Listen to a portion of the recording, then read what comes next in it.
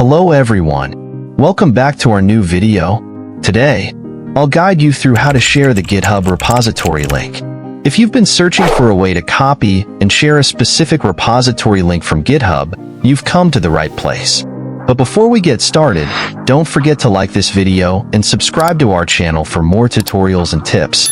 Now, let's start.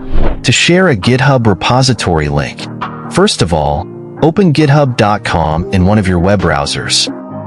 Log in to your GitHub account if you are not already logged in.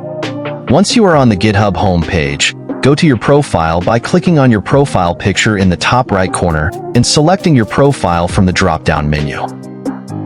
From the top of the profile page, click on the Repositories tab.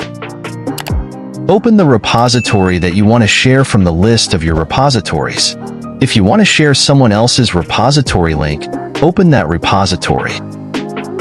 You will see a green code button on the top right of the repository page.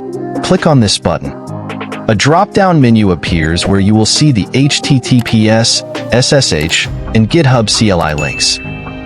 Copy the link from the HTTPS section by clicking on the clipboard icon next to the URL.